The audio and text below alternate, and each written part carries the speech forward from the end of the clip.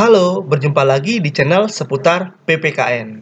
Pada materi sebelumnya, kita sudah membahas mengenai submateri 2 pada bab kedua tentang pokok-pokok pikiran dalam pembukaan UUD NRI tahun 1945.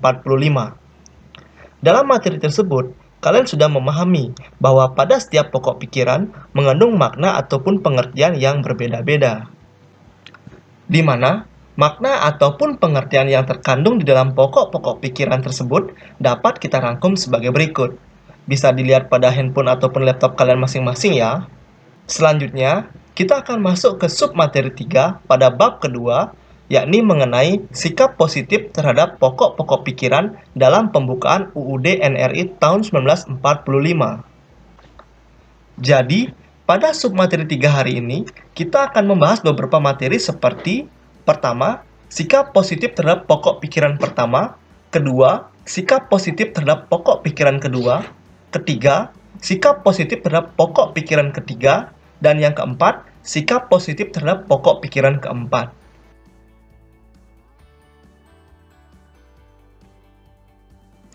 Pokok pikiran tidak hanya untuk diingat, tetapi harus diwujudkan dalam kehidupan kita sehari-hari. Caranya dengan mengembangkan sikap positif terhadap pokok-pokok pikiran. Sikap positif terhadap pokok-pokok pikiran ini dapat kita lakukan di berbagai lingkungan kehidupan, seperti lingkungan rumah, sekolah, masyarakat, ataupun bangsa dan negara.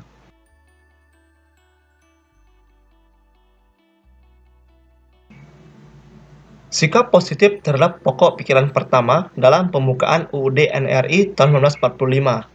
Yang pertama, lingkungan keluarga. Jadi, sikap positif terhadap pokok pikiran pertama di lingkungan keluarga dapat diwujudkan melalui beberapa tindakan, yaitu yang pertama, saling menghargai anggota keluarga. Yang kedua, hidup rukun bersama dan menjaga sopan santun. Yang ketiga, saling menjaga antar anggota keluarga. Kedua, lingkungan sekolah. Sikap positif terhadap pokok pikiran pertama di lingkungan sekolah dapat kita wujudkan melalui beberapa tindakan. Yang pertama, bekerja sama dengan teman dan tidak membeda-bedakan teman. Yang kedua, menjaga kerukunan dan persatuan sesama siswa. Yang ketiga, menghormati dan menghargai guru. 3. Lingkungan masyarakat. Sikap positif terhadap pokok pikiran pertama di lingkungan masyarakat dapat kita wujudkan melalui beberapa tindakan. Yang pertama, berbaur dengan masyarakat sekitar tanpa membeda-bedakan. Yang kedua, ikut serta dalam berbagai kegiatan yang ada dalam masyarakat. Yang ketiga, saling menghormati dan menghargai perbedaan yang ada. 4. Lingkungan negara. Adapun sikap positif terhadap pokok pikiran pertama di lingkungan negara dapat kita wujudkan melalui beberapa tindakan, yaitu sebagai berikut. Pertama, mengutamakan kepentingan negara di atas yang lainnya, baik individu ataupun golongan. Yang kedua, mengembangkan persatuan atas dasar Bhinneka Tunggal Ika. Yang ketiga, menjaga dan menghormati keberagaman yang ada di Indonesia.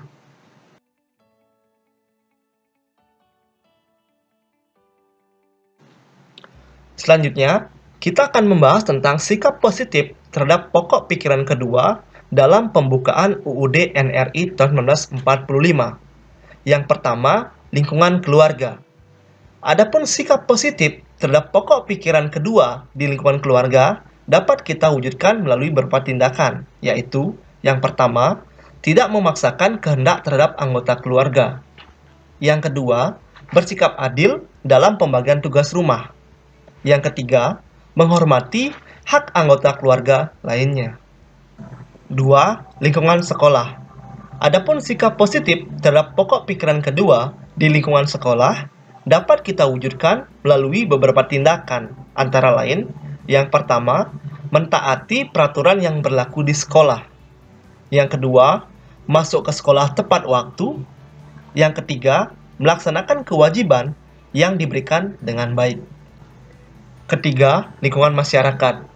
Adapun sikap positif terhadap pokok pikiran kedua di lingkungan masyarakat dapat kita wujudkan melalui beberapa tindakan, yaitu pertama, menjaga pergaulan dan harmoni dengan tetangga. Yang kedua, membantu tetangga yang mengalami kesusahan. Yang ketiga, menghargai hasil karya orang lain. 4. Lingkungan negara. Adapun sikap positif terhadap pokok pikiran kedua di lingkungan negara dapat kita wujudkan melalui beberapa tindakan. Yang pertama, membayar kewajiban terhadap negara tepat waktu. Yang kedua, menjaga fasilitas umum dan menjaga ketertiban. Yang ketiga, ikut serta dalam mewujudkan kesejahteraan dan pemerataan bersama.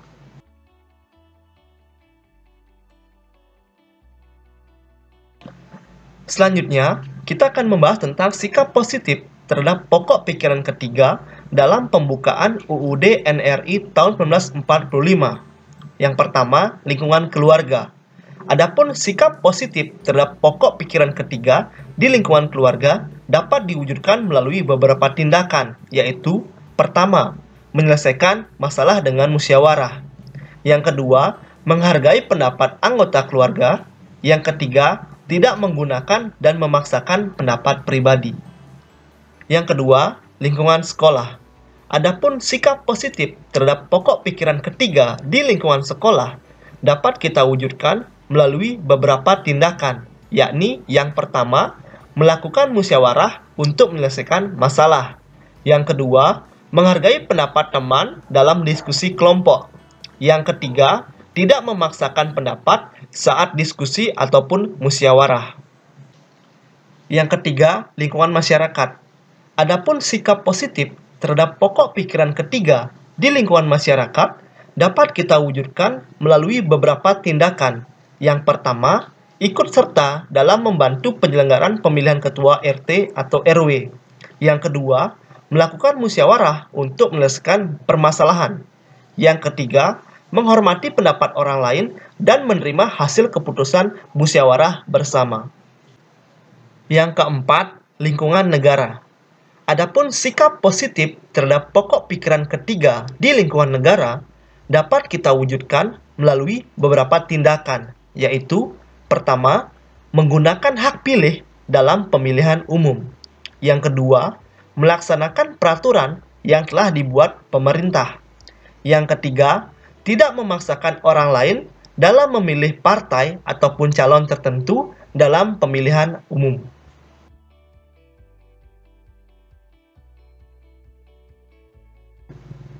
Selanjutnya, kita akan membahas tentang sikap positif terhadap pokok pikiran keempat dalam pembukaan UUD NRI tahun 1945.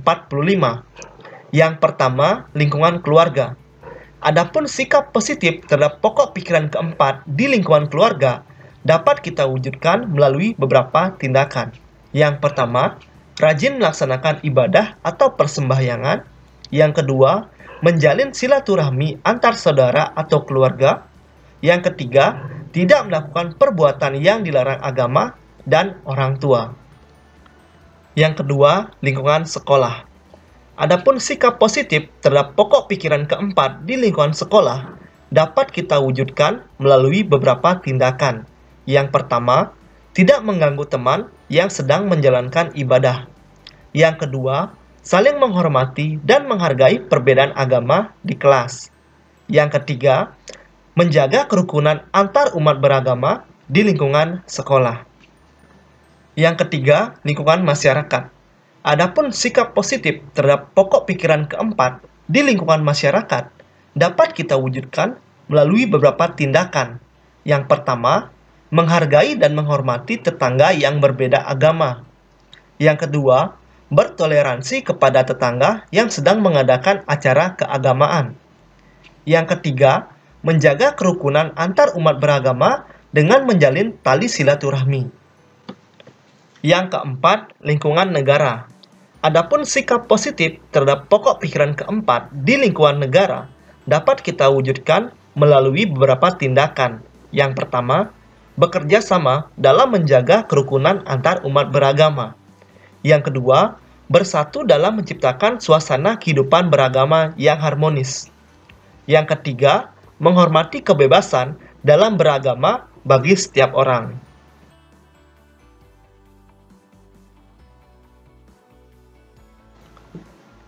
Dari penjelasan materi sebelumnya, kalian dapat menyimpulkan bahwa sikap positif terhadap pokok-pokok pikiran dapat kita wujudkan di berbagai lingkungan kehidupan, seperti lingkungan keluarga, sekolah, masyarakat, ataupun negara.